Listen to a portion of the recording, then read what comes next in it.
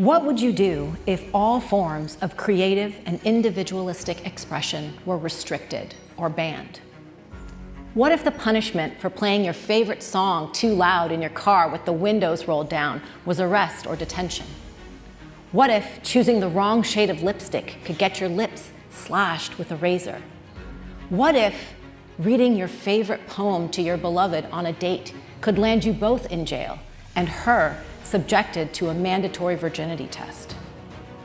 But what if creativity were part of the resistance? This is what we see unfolding in real time on the streets of Iran today. I am a proudly hyphenated Iranian American. I grew up here in the United States, a child of the Islamic Revolution of 1978 that forced my parents to flee. Growing up, my ideas of Iran mixed a confusing cocktail of fear and fantasy. On TV, I watched as mullahs with turbans issued decrees to wailing women in chadors, watched as the American flag was burned and hostages were taken. But these contradicted with the sweet and melodious sounds and stories of my aunt's voices that crackled through the telephone during our weekly phone calls, or the aromatic spices my grandmother mixed into our favorite Persian stews to fill our bellies and keep our Iranian culture alive. By the time I was 21, I could no longer stand to watch my homeland from afar. So, in the summer of 2000, I arrived in Tehran, a fresh-faced, budding young journalist, determined to write stories about the Iranian women's movement and bring them home to my adopted homeland of America. But when I arrived, it wasn't the women's movement that caught my eye, but another movement, one called inqilab jinsi, or sexual revolution in Persian. This movement was about young people using their bodies and arts creatively to resist a regime that was oppressing them. The Islamist regime in power operates its power through a fabric of morality, best encapsulated in the following sentence that I saw imprinted on billboards throughout Tehran when I arrived. These billboards featured a photograph of the Ayatollah Khomeini, known as the father of the Islamic Revolution, uttering the following decree. He said, "The Islamic Republic of Iran is not about fun. There is no fun to be had in the Islamic Republic." To my delightful surprise, every time I saw one of these signs, I also saw young people pulling out cans of paint and brushes and spray painting various unsavory images over the Ayatollah's mouth. I'll let you imagine what those would have been. Young people found creative loopholes and red lines to cross.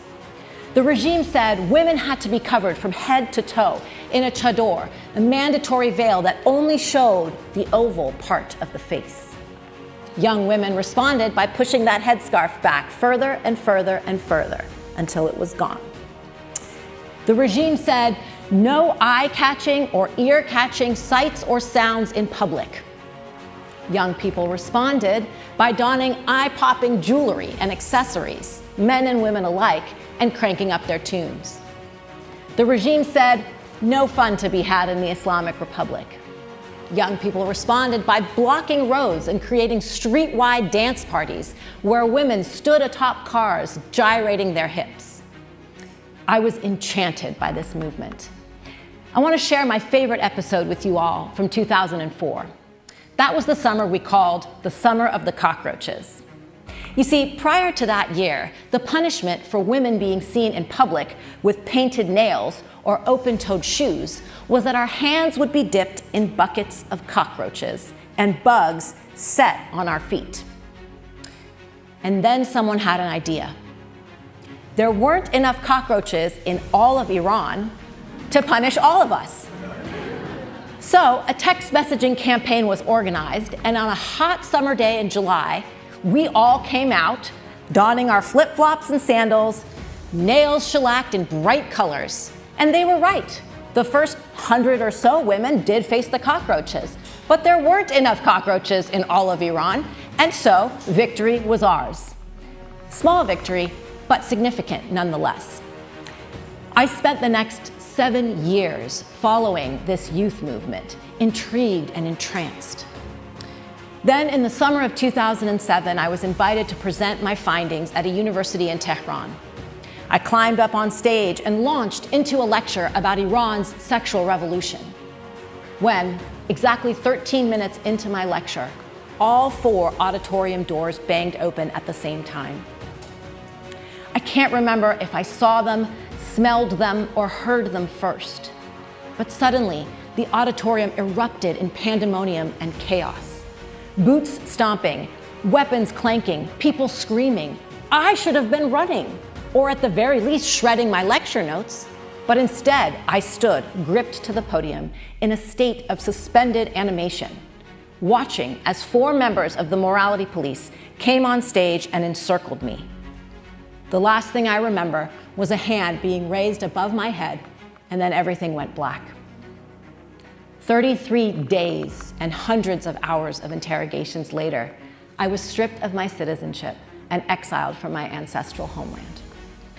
But I continued to watch the movement from afar. I watched as the 1 million signatures campaign brought women's rights as human rights, not only to Iran, but throughout the region. I watched in 2009 when the sexual revolution gave birth to a civil rights type movement called the Green Movement, where young people protested a fraudulent presidential election. I watched in 2014 as Masih Alinejad led a movement called My Stealthy Freedom, where women pulled off their headscarves and posted pictures of themselves in public across social media for the world to see. Each subsequent movement got larger and broader in its impact. Success begot success. All of this came to a head last year in September of 2022, when a Kurdish Iranian young woman by the name of Mahsa Jina Amini decided to go to the capital for a visit with her brother. As soon as she stepped off the train at the train station in Tehran, she was arrested by the morality police, the same people who had arrested me 15 years earlier. Her crime? Wearing her headscarf pushed too far back and choosing a shade of lipstick similar to what I'm wearing today. Unlike me, she faced extreme brutality at the hands of the morality police and died in custody less than 3 days later. This was all captured on film and spread like wildfire on social media. The people of Iran were outraged and they poured into the streets demanding justice. As they had done for decades before, they used creativity to express their resistance. The slogan of this movement, women, life, freedom, Zan, Zindagi, Azadi, was emblazoned across billboards, banners, and brands. It was woven into t-shirts, sweaters, pants, and shoes. And it was memorialized in song, such as the recent Grammy Award-winning Baraye by Shervin Hajipur. The sights and sounds of the Iranian people traveled across continents, and the world watched with bated breath and stood in solidarity, cheering the people of Iran on. Today, my people continue to protest boldly and defiantly, using creative sparks to ignite a revolution and bring the revolution home. Thank you.